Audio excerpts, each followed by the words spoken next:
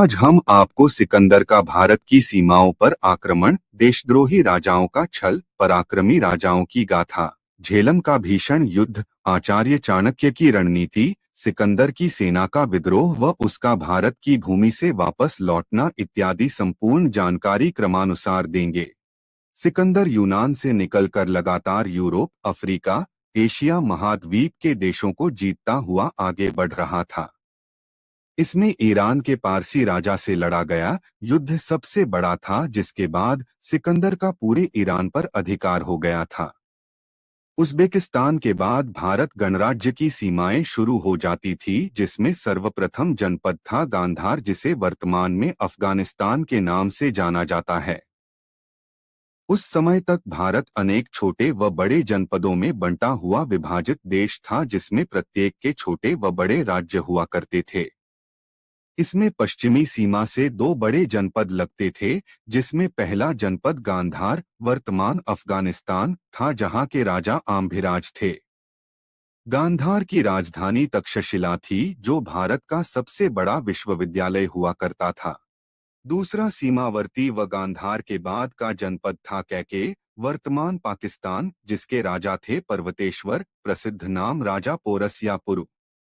इन्हीं राजा के साथ सिकंदर का निर्णायक युद्ध हुआ था, जिसने सिकंदर की सेना के मनोबल को बुरी तरह तोड़ दिया था।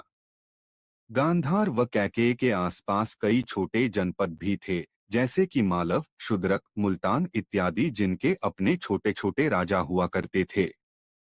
हालांकि सिंध नदी के उस पार गंगा नदी के पास भारत का सबसे बड़ा, शक्तिशाली व समृद्ध जनपद मगध, वर्तमान बिहार व आसपास का क्षेत्र था, जिसकी राजधानी पाटलिपुत्र व राजा धनानंद थे। इसके अलावा बंगाल, दक्षिण भारत, बांग्लादेश, म्यांमार, तिब्बत इत्यादि कई जनपद भारत भूमि के अंतर्गत आते थे। हालांकि इसमें सबसे बड़ा जनपद मगध ही था। सिकंदर के भारत आगमन के बाद गांधार, कैकेय व मगध जनपदों की भूमिका ही उस समय की राजनीति में प्रमुख रही थी। इसलिए हमने आपको इन तीनों जनपदों और उनके राजाओं के बारे में बताया। अब एक एक करके इन तीनों जनपदों की भूमिका सिकंदर के भारत उस समय तक गांधार पर आम्भिराज का शासन था, लेकिन वे वृद्ध हो चले थे। इसलिए उनके पुत्र आम्भी कुमार के निर्णय ही ज्यादा सुने जाते थे। हालांकि आम्भी कुमार एक अहंकारी शासक था, जिस पर अपने पिता की बातों का कोई प्रभाव नहीं पड़ा। सिकंदर के भारत आने से कुछ वर्षों पूर्व आम्भी ने छलपूर्वक कैकेय प्रदेश की सीमाओं का कई बार अतिक्रमण किया था, जिसका उत्तर कैकेय के राजा पर्वतेश्वर ने तक्षशिला पर आक्रमण के रूप में दिया था। इसके बाद आम्भी कैकेय नरेश से अपने अपमान का बदला लेने के लिए छटपटा रहा था। कई वर्षों के बाद जब सिकंदर विश्व के देशों को जीतता हुआ भारत की सीमाओं पर आने वाला था, तब उसने अपना एक दूत आम्भी कुमार के पास भेजा। आम्भी ने तुरंत ही सिकंदर का प्रस्ताव स्वीकार कर लिया और उसके लिए भारत की भूमि के द्वार खोल दिए। जब इसकी भनक गांधार नरेश आम्भिराज को लगी, तो उनकी अपने पुत्र से तीखी बहस हुई। अंत में उन्होंने आम्भी कुमार को बंदी बनाने का आदेश दिया, जिसका उनके सैनिकों के द्वारा पालन नहीं किया गया। आम्भिराज अब समझ चुके थे कि उनकी महत्ता समाप्त हो चुकी है, वह अब केवल उनके पुत्र की ही सुनी जाएगी। भारत की सीमाओं को शत्रुओं के लिए खोले जाने के दुख में आम्भिराज इतने क्षुब्ध थे कि उन्होंने आत्महत्या कर ली। इसके बाद आधिकारिक रूप से आम्भी कुमार गांधार नरेश बन गए। जब सिकंदर अपनी सेना के साथ गांधार आया, तब आम्भी कुमार ने उसका भव्य स्वागत किया। उसने सिकंदर के सामने एक तरह से आत्मसमर्पण कर दिया था। इतना ही नहीं, उसने गांधार से आगे कैकेय प्रदेश पर आक्रमण करने के लिए गुप्त रूप से सिकंदर को गांधार की सेना का एक विशाल भाग भी दे दिया।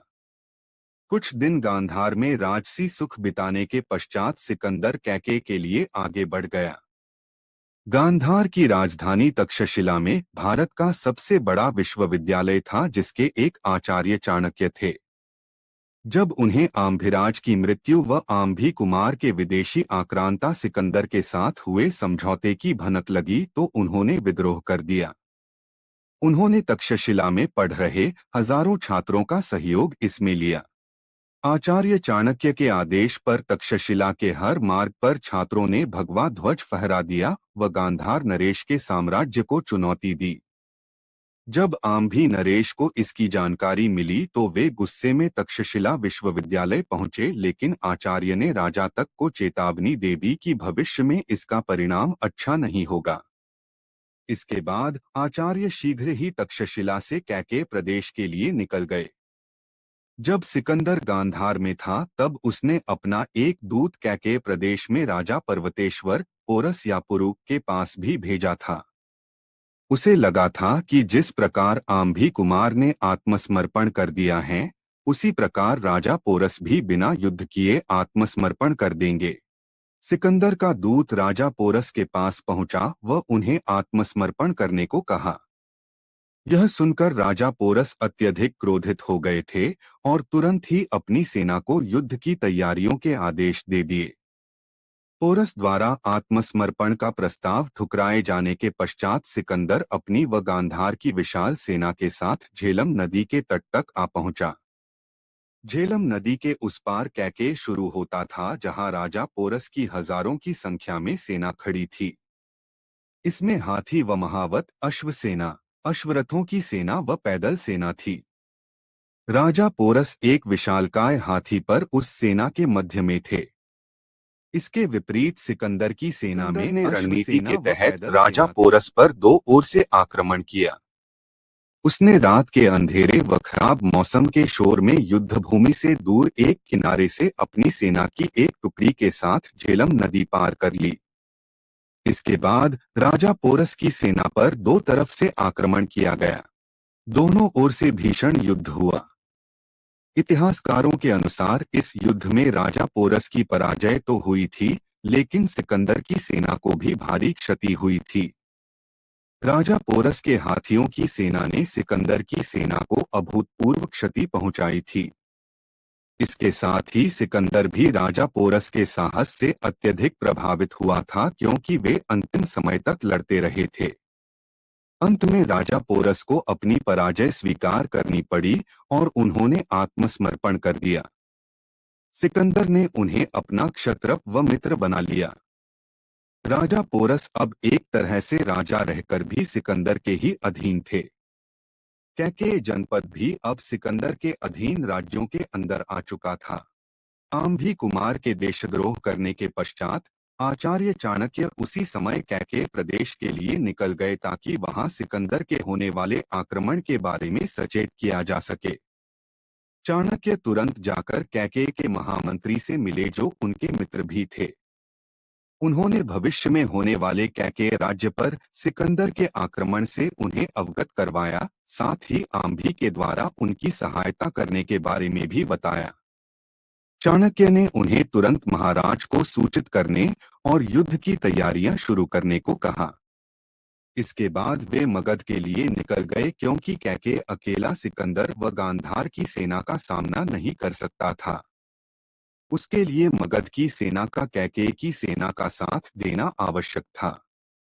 इसलिए चाणक्य उसी समय मगध के लिए निकल गए। कैकेय से आचार्य चाणक्य मगध निकल गए ताकि धनानंद से सहायता प्राप्त की जा सके और भारत की सीमाओं की रक्षा की जा सके। धनानंद एक स्त्रीलोलुप, मदिरा व अहंकार के नशे में रहने वाला कुटिल राजा था। जिस समय आचार्य चाणक्य धनानंद के महल में पहुंचे, तब भी धनानंद मदिरा के नशे में चूर नृत्य का आनंद ले रहा था। आचार्य चाणक्य ने उसकी सभा में पहुंचकर उसे भारत की स्थिति व सिकंदर के संभावित खतरे से अवगत करवाया। अपने आनंद में पड़े इस व्यवधान से धनानंद क्रोध से भर उठा और उसने अपने सैनिकों को चाणक्य की शिखा पकड़कर राजभवन से बाहर फेंक देने का आदेश दे दिया। आचार्य चाणक्य की शिखा पकड़कर उन्हें राजभवन से घसीटते हुए बाहर फेंक दिया गया। इसके बाद आचार्य चाणक्य ने अपनी शिखा खोलते हुए धनानंद जैसे राजा को अपदस्थ कर वहां एक सुयोग्य व्यक्ति को बिठाने और उसके नेतृत्व में संपूर्ण भारत को एक सूत्र में पिरोने की भीषण प्रतिज्ञा ली, जिसे चाणक्य प्रतिज्ञा के नाम से जाना जाता है। गांधार व कैकेय जीतने के पश्चात सिकंदर भारत के छोटे जनपदों पर आक्रमण करता हुआ आगे बढ़ रहा था। उसने कट व विपाशा जनपद भी जीत लिए थे। फिर मालव व क्षुद्रक नाम के दो मध्यम दर्जे के जनपद आते थे। मालव पहले पड़ता था व फिर क्षुद्रक। चाणक्य के नेतृत्व में दोनों राजाओं की बैठक बुलाई गई, जिसमें निर्णय लिया गया कि क्षुद्रक की सेना मालव की सीमाओं की रक्षा के लिए अपनी सेना भेजेगी। हालांकि क्षुद्रक की सेना मालव की रक्षा करने पहुंच पाती उससे पहले ही सिकंदर की सेना वहां में मालव सैनिक बड़ी वीरता से लड़े और वीरगति को प्राप्त हुए। इसी युद्ध में सिकंदर एक भाले या तीर से बुरी तरह घायल हो गया था। यह देखकर सिकंदर की सेना ने मालव राज्य के हर व्यक्ति, चाहे वह वृद्ध हो या स्त्री या बच्चा, मौत के घाट उतार दिया। जब क्षुद्रक की सेना वहां पहुंची तो सिकंदर की सेना के द्वारा किए गए भीषण रक्तपात को देखकर इतनी ज्यादा विचलित हो गई थी कि उन्होंने उसी समय आत्मसमर्पण कर दिया था। इसके बाद सिकंदर की सेना मुसिकानोस, अम्वश, क्षत्रिय बस्ती, ओक्सिकानोस इत्यादि छोटे जनपदों को जीतते हुए व्यास नदी की ओर बढ़ रही थी। मुसिकानोस के ब्राह्मणों ने सिकंदर की सेना के विरुद्ध विद्रोह कर दिया, जिस कारण उनकी निर्मम हत्या कर दी गई। सिकंदर को भारत में आए 2 वर्ष से अधिक का समय हो चुका था और युद्ध पर निकले 12 वर्ष के आसपास का समय। उसकी सेना के आत्मविश्वास में लगातार कमी आ रही थी तथा वे बुरी तरह थक चुके थे। साथ ही उन्हें अब अपने घर परिवार की याद आने लगी थी। सिकंदर को अपनी सेना का पहली बार विद्रोह राजा पोरस से हुए युद्ध के बाद सहना पड़ा था। यह प्रथम बार था जब सिकंदर की सेना को इतनी ज्यादा क्षति हुई थी, क्योंकि इससे पहले उनका कभी भी हाथियों की सेना के साथ युद्ध नहीं हुआ था। उस समय सिकंदर ने अपने जोशीले भाषण से इस विद्रोह को थोड़ा बहुत दबा दिया था और आगे बढ़ चला था। लेकिन जब उसकी सेना व्यास नदी के किनारे पहुंची तब उसकी सेना ने आगे बढ़ने से मना कर दिया। व्यास नदी के उस पार मरुभूमि को पार करके गंगा नदी पड़ती थी। उस नदी पर भारत का विशाल जनपद मगध था, जिसके पास कैकेय से कहीं अधिक हाथियों व घोड़ों की सेना थी। सिकंदर की सेना को पहले ही राजा पोरस ने बहुत नुकसान पहुंचाया था और वे अच्छी तरह जानते थे कि व्यास नदी को पार कर भारत के बड़े जनपदों से युद्ध करना स्वयं अपनी मृत्यु को निमंत्रण देने जैसा है। साथ ही लगातार युद्ध करने से उनकी शक्ति भी क्षीण हो चुकी थी। सिकंदर के कई बार प्रयास करने के पश्चात भी जब सेना आगे बढ़ने को तैयार नहीं हुई तब उसने वापस अपनी भूमि की ओर लौटने का निर्णय ले लिया। इसके लिए उसने बीच में पड़ने वाले कई छोटे जनपदों को भी लूटा, जिसमें से एक भारत का मुल्तान जनपद भी था। इसके बाद उसने अपनी सेना को 3 भागों में विभाजित किया और अलग अलग रास्तों से अपने देश लौटने का आदेश दिया। एक टुकड़ी का नेतृत्व उसने स्वयं किया। बेबीलोन से गुजरते हुए बीच में बड़े बड़े मरुस्थल पड़े, जिसमें उसके कई सैनिकों की मृत्यु हो गई। अंत में अपने देश लौटते हुए सिकंदर की बेबीलोन में ही रहस्य तरीके से मृत्यु हो गई। उसकी मृत्यु के कई कारण हैं, जैसे कि राजा पोरस से हुए युद्ध में घायल होना, मालव से युद्ध करते समय बुरी तरह घायल होना, आचार्य चाणक्य द्वारा छलपूर्वक राजा पोरस या सिकंदर के करीबी कॉयंस की सहायता से उसे विष दे देना, बेबीलोन में भीषण बुखार का आना जो कि विष का ही प्रभाव था। कृपा कर वीडियो को लाइक और चैनल को सब्सक्राइब कीजिए। बहुत बहुत धन्यवाद।